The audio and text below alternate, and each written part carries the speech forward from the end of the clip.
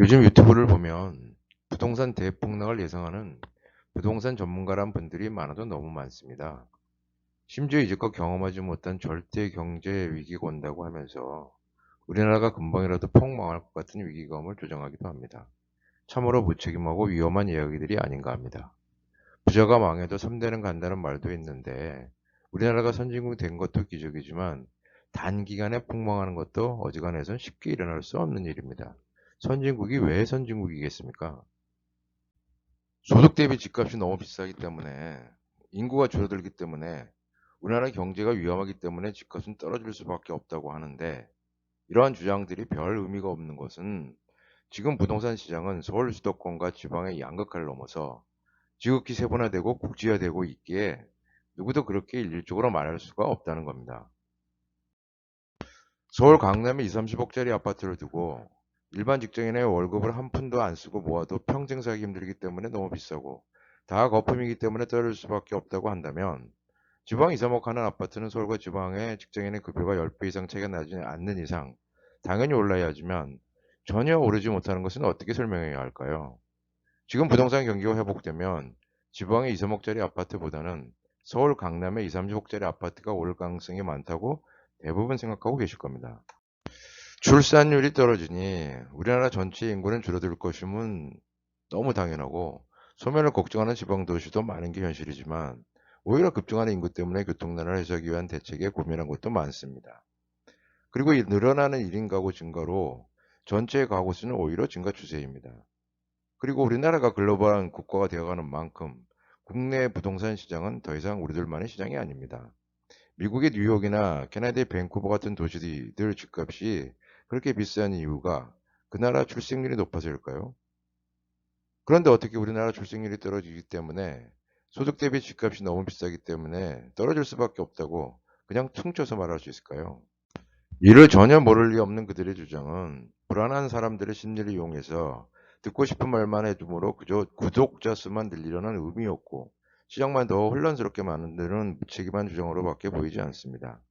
그들의 주장이 그나마 의미가 있기 위해서는 먼저 지역을 특정해야만 합니다.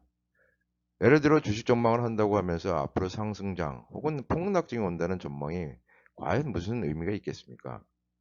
폭등장에서도 하한가 종목은 늘 있고 폭락장에서도 상한가 종목은 있게 마련입니다. 의미가 있으려면 최소 어느 섹터 정도는 지정이 되어야 하고 더 의미가 있으려면 종목까지 특정해야 하죠.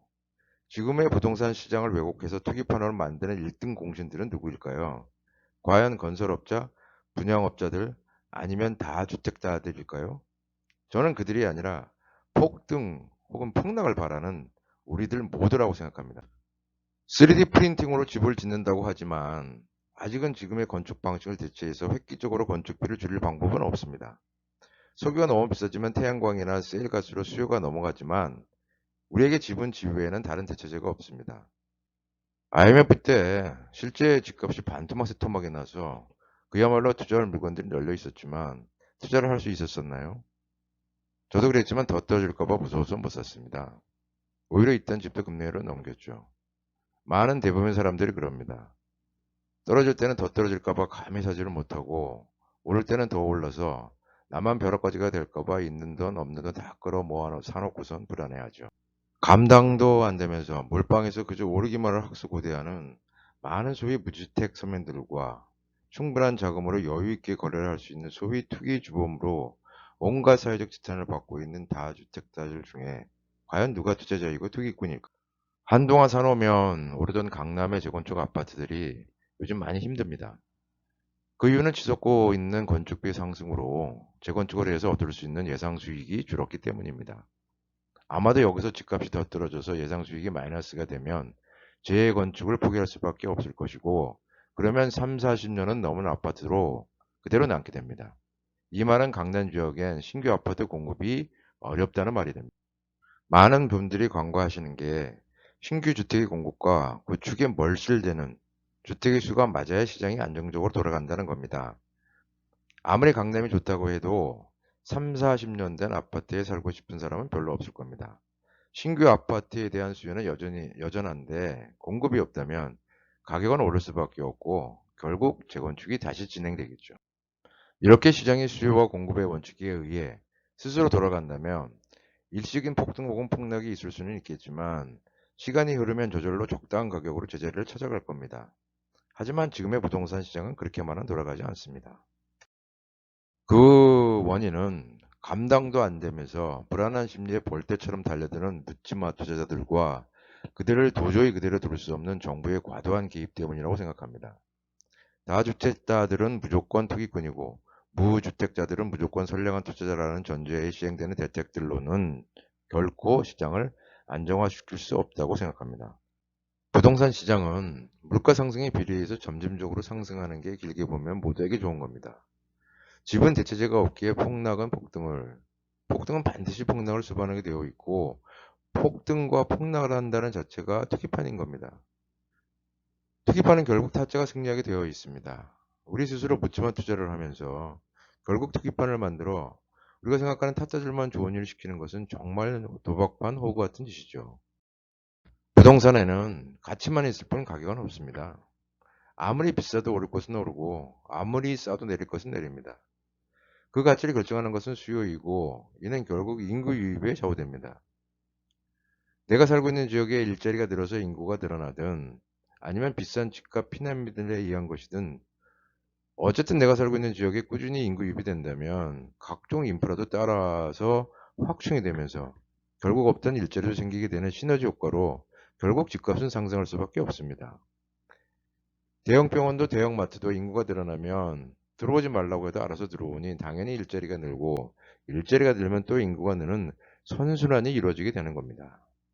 나만은 투기꾼이 아닌 선량한 투자라는 착각과 같이 의외로 많은 분들이 착각하고 있는 것은 우리나라 부동산 정책이 나 같은 선량한 무주택 서민을 위한 정책으로 생각한다는 겁니다. 절대 그럴 리 없습니다.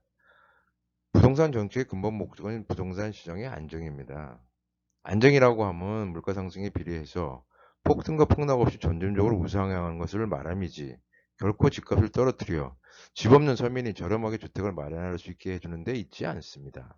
예를 들어 보금자리론이나 신생아 대출 제도는 지금과 같은 부동산 침체기에 집 없는 서민들이나 청년들에게 집을 마련할 수 있는 기회도 제공하면서 부동산 시장도 살릴 수 있게 시행하는 것이 그들이 우선은 아니라는 겁니다.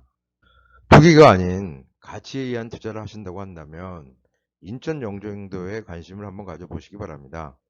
영종도는 재산협력교 건설, 인천공항 확장, 복합리조트, 카지노 등 각종 개발 호재로 인해 일자리가 급증하고 있기 때문입니다. 이에 따라 인구 이입 또한 급증하고 있는 정말 우리나라에서 몇 안 되는 곳 중에 하나로 투자할 가치가 넘치는 곳이기 때문에 그렇습니다. 영종도 분들 중에는 영종도의 발전을 잘 체감이 안 된다는 분들도 계시지만 사실 21년 만에 바다 한가운데서 인구 12만을 향해 가는 도시로 성장했다는 것은 정말 대단한 발전이고 속도인데 단지 영종도에 사시기에 잘 체감이 안 되는 것이라고 생각합니다.